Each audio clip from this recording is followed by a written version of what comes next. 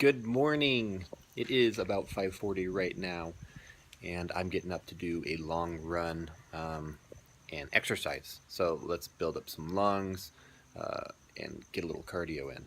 So, as you can see, it's still pretty dark outside, but I'm finding that with the exercise and the diet, it is getting easier to get back to my old habit of waking up early without much of a hitch.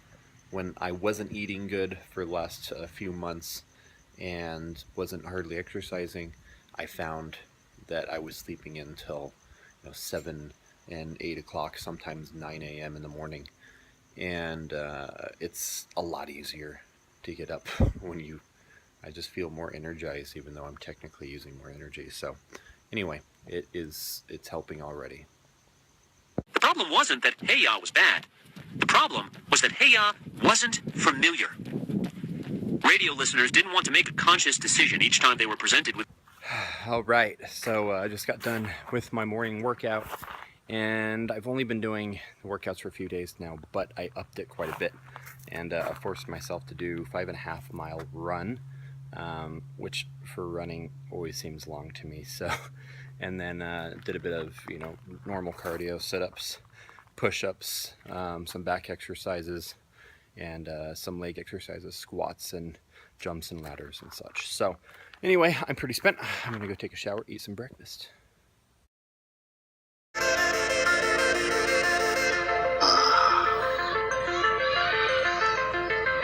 That's some question.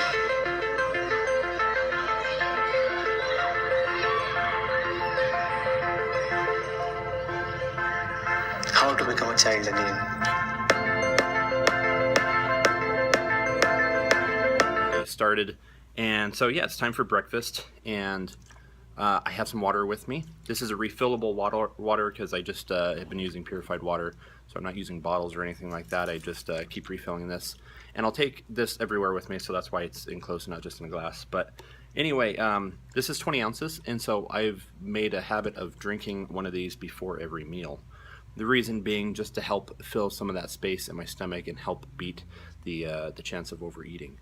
And so then what I've also been doing is as I do eat a meal, it doesn't matter what I eat. For instance, this morning I'm just going to eat yogurt, but I will, every 4 to 5 bites that I take, I'll actually drink a couple big swigs of water to help wash it down, to take up a little bit more room in my stomach.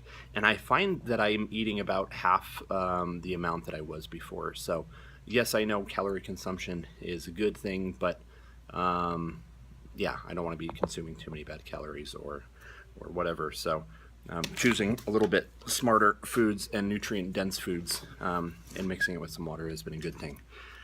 Next up, yeah, I have this yogurt.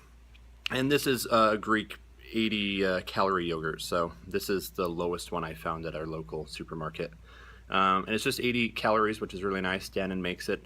They call it Light and Fit, and essentially it's got 12 grams of protein. So it's got a healthy protein that's easily consumed by my body rather than just a red meat or something like that. And so I usually follow up my workouts with something like this. And if you look inside of it, it's got a bunch of little specks. Those aren't from the blueberries. Those are actually chia seeds. And chia seeds are considered a superfood. And they're quite palatable. I think they're actually kind of sweet, so I really like mixing them into yogurts and things like this.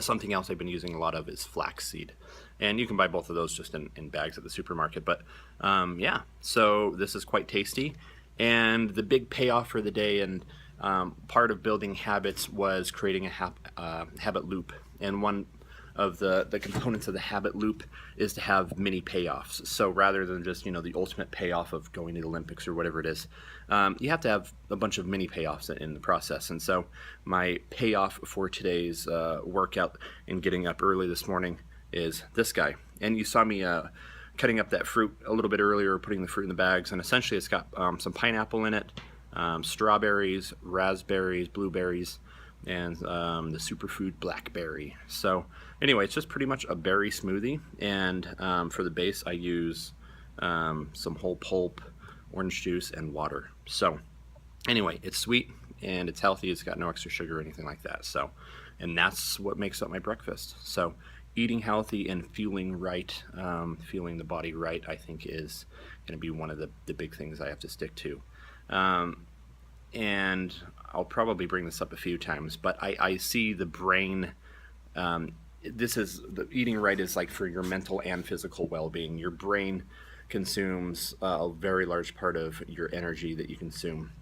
And you can imagine if you fill your car with really cheap gas, 85 octane at a bad gas station versus 91 or 92 octane at a good gas station, your car is going to run different. Or if you put good oil versus bad oil, it's the same thing with food. How you fuel yourself is going to change your mental outlook and how well you function, how much energy you get, that kind of stuff. So eating right's a big thing, and yeah, so that's what I'm doing right now. Okay, I figured I might as well do this and get it out of the way. So let's talk about the meal plan. So essentially, I have a meal plan that I've made out. And I've been doing this for a while, and it's really useful because by making a meal plan, I have a bunch of snacks and possible lunches. I can make some breakfasts, and then my dinners are the one meal that I always stick to, that I don't vary. And I go to the store and I buy all the ingredients, for instance, maybe just once a week. And depending on, what the training cycle is going to be, or maybe what ingredients are going to go bad first will determine which meal I eat first. But I go in here and here's a healthy peanut pizza, and it's just a small pizza, and I'm going to be doing it on whole wheat crusts. So that'll be healthy, and it's all healthy ingredients, but that way I don't have to abandon foods that I really like. It'll make my diet a little easier.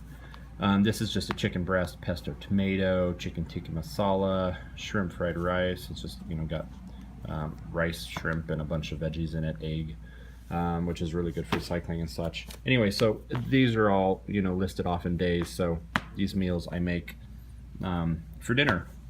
And then you have breakfast here, eggs and toasts, fruit, and I put little circles for how much fruit I bought, and each one of these circles is a meal. So I have 5 days worth of meals here: oatmeals, bananas, chia seeds, PB&Js, apples. Apples are really good filler if you're feeling hungry but you don't really need that much calorie and such.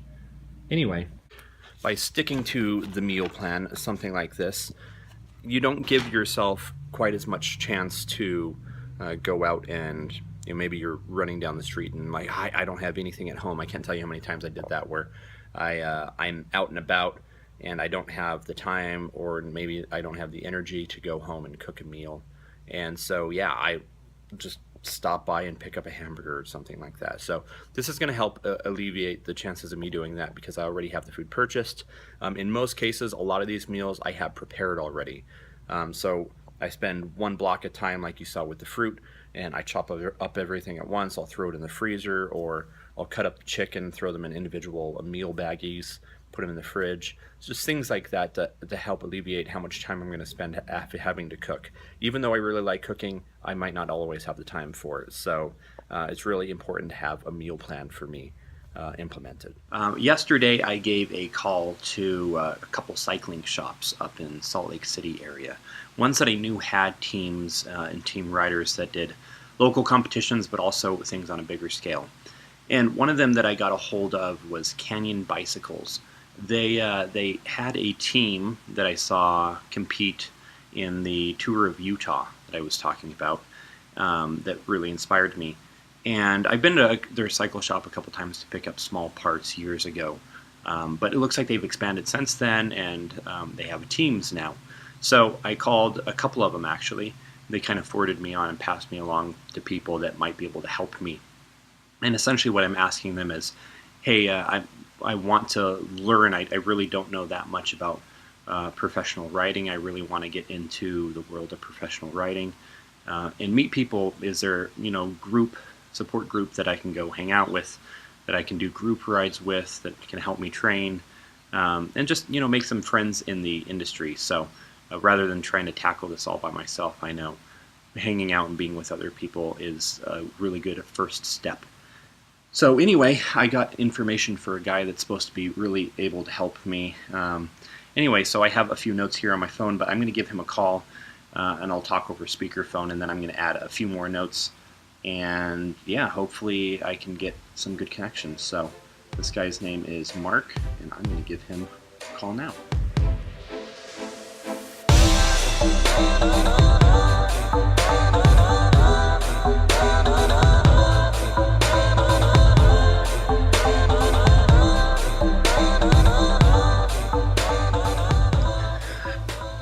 All right, Mark was a really nice guy. I got loads of useful information, lots of notes.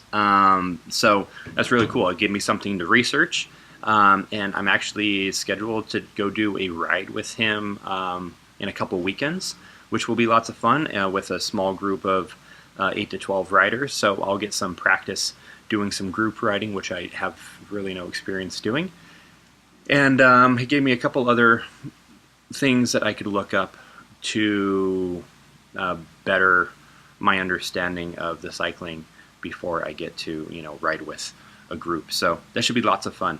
I don't know if you noticed, but during that time lapse, I was holding my chest. My chest started hurting. It was like a heartburn sensation almost, but it went down and almost into my diaphragm. Really weird. And I haven't had something like that for a little while, and the only times I had is when I had been doing, would eat too fast or that kind of thing. But that was really weird, and you saw the breakfast I ate, healthy. It was washed down with water, so it's things like that. I don't want to have these weird variable, a weird chest pain or, stomach pains or anything like that that comes with being unhealthy. And so yeah, hopefully as I progress and maintain a healthy diet and exercise as time goes on, then these things disappear, but I'll keep you posted on that stuff. Anyway, cool. Thank you so much. This is going to wrap it up, I believe, for the video. So yeah, we'll check out vlog 3 as it comes up. And if you hadn't already, watch vlog 1. Anyway, talk to you soon. Bye.